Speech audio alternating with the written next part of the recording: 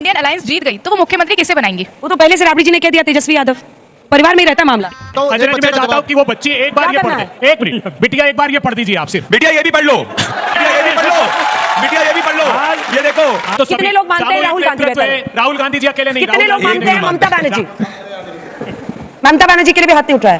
कितने लोग मानते हैं अरविंद केजरीवाल? कि नरेंद्र मोदी जी देश के नेतृत्व सबका हाथ उठेगा, क्योंकि सब चाहते हैं कि नरेंद्र मोदी जी देश का नेतृत्व करे। यह है सच्चाई। चंद्रबाबू नायडू क्या कहते थे मोदी जी को? भाषण उठाइएगा 19 के। महिषासुर है महिषासुर, ये दुर्गा उसका नाश करेगी। दुर्गा कौन? ममता बनर्जी। ये जो भी राहुल गांधी को छूता है, कांग्रेस पार्टी को छूता है, उसका राजनीतिक सर्वनाश क्यों होता है? आम आदमी पार्टी ने इनके साथ अलायंस किया, उनका बंटाधार हो गया। समाजवादी पार्टी ने इनके साथ अलायंस किया, उनका बंटाधार हो गया। हमारा नीतीश कुमार जी के साथ जो जोड़ है, जेडीयू और बीजेपी का जो जोड़ है, वो फेविकॉल का जोड़ है बिहार के अंदर। मेरा सिंपल क्वेश्चन है, प्लीज आंसर माय क्वेश्चन। आपका नेचुरल अलायंस किसके साथ? आरजेडी के साथ तो हमारा। लालू जी क्यों कह रहे हैं कि ममता जी बेटर है? एक आदमी इनके खिलाफ मुखरता से नहीं बोल सकता। उनको पता है जिस दिन बोला दूसरे दिन छापा पड़ जाएगा। दोस्तों नमस्कार, स्वागत है आप सभी का। आप देख रहे हैं एसके डिबेट। आज की डिबेट बिहार चुनाव पर होने वाली है। बिहार चुनाव में बस कुछ ही महीनों का समय बचा है।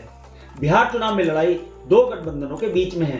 एक तरफ इंडी गठबंधन और दूसरी तरफ एनडीए गठबंधन। वैसे तो अभी तक इंडी गठबंधन को झारखंड के अलावा किसी भी राज्य में बड़ी जीत नहीं मिली है। ऐसे में सबसे बड़ा सवाल यही है कि बिहार चुनाव में जनता का जनादेश किस गठबंधन को मिलेगा। आज की डिबेट इसी मुद्दे पर होने वाली है। बीजेपी की तरफ से प्रदीप भंडारी और अभय दुबे कांग्रेस पार्टी की तरफ से हैं। दोस्तों वीडियो बहुत मजेदार होने वाली है।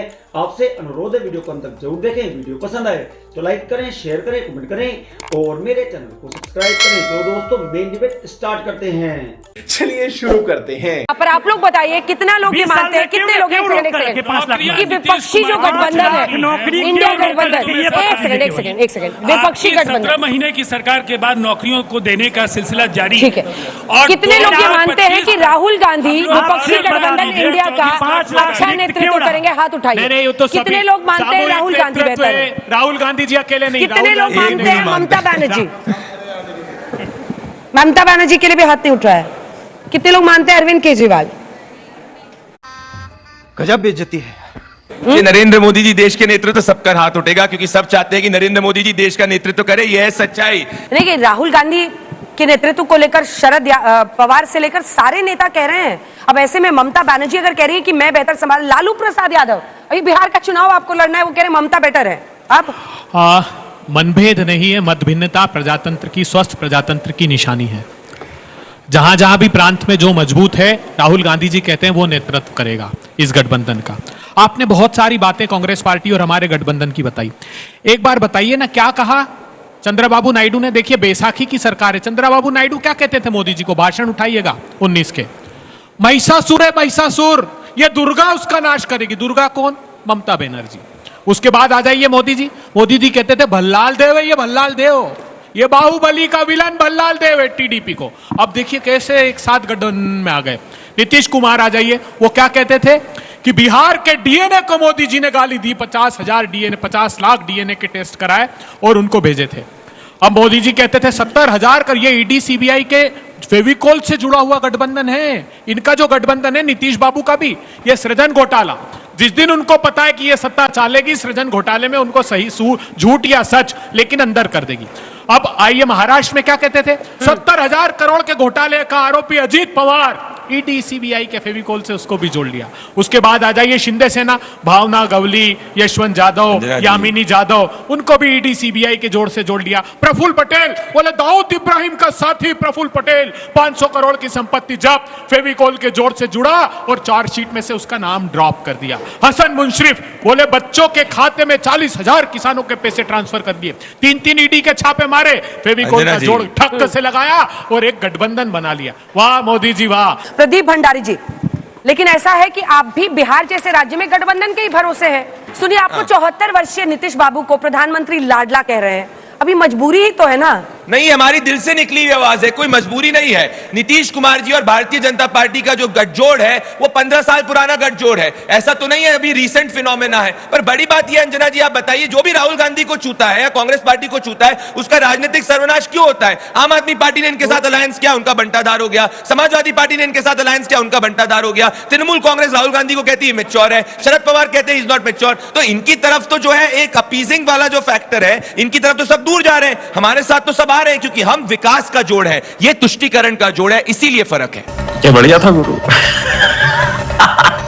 आपकी भी तो वही हालत है, एनडीए भरोसे।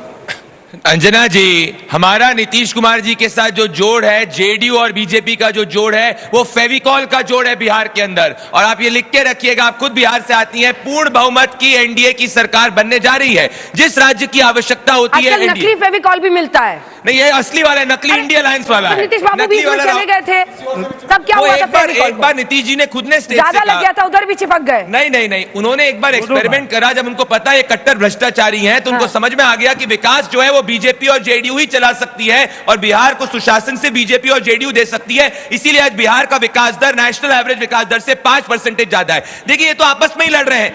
बात तो सही है। मेरा सिंपल क्वेश्चन है, प्लीज आंसर माय क्वेश्चन। आपका नेचुरल अलायंस किसके साथ है? आरजेडी के साथ हमारा। तो लालू जी क्यों कह रहे हैं कि ममता जी बेटर है इंडिया गठबंधन को लीड करने? ये तो आजादी है ना, इनका कोई कह सकता है? बताइए। ये तो मैंने अंजना जैसे जी, कहा, रामविलास पासवान अगर उनका सामान फेंक दिया फिर भी साथ है, अगर इनका उनकी आरजेडी के पार्टी साथ तोड़ दी नेशनल फिर भी अलायंस साथ है, है। तो अरे तारिक अनवर इनकी देखिए, पार्टी के क्यों कह रहे हैं कि आरजेडी के साथ जरूरी नहीं इस बार अलायंस होगा? अगर इनका नेशनल अलायंस है तो लालू प्रसाद यादव जब पिछली बार चुनाव आ रहे थे तो कांग्रेस सत्ता पार्टी की को ब्लेम चाशनी क्यों में किया डूबे था? हुए पूरा कर लेने। सीबीआई के फेविकोल का जोड़ है, इनका स्वाभाविक जोड़ नहीं। एक आदमी इनके खिलाफ मुखरता से नहीं बोल सकता, उनको पता है जिस दिन बोला दूसरे दिन छापा पड़ जाएगा। बिहार के लोगों गौर से सुनिएगा, सबसे ज्यादा मृत्यु कुंभ में किस राज्य की हुई है? बिहार प्रांत की। ये कह रहे हो कि महाकुंभ बहुत बड़ा मेला है, तो उसमें ये क्यों कह रहे हो कि महाकुंभ जो है वो मृत्यु का घाट है? वो महाकुंभ तो सब आते ही हैं, वो इतना बड़ा मानते हैं महाकुंभ को, तो वो मृत्यु का घाट कैसे हो गया? अंजना जी, मैं चाहता हूँ कि वो बच्ची एक बार क्या ये पढ़ करना दे। एक मिनट बिटिया, एक बार ये पढ़ दीजिए आप सिर्फ। बिटिया ये भी पढ़ लो,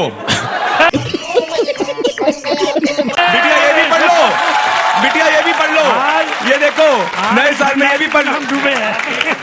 आज भंडारी बनाम डूबे हो गया है। हरियाणा क्यों हारे? महाराष्ट्र क्यों हारे?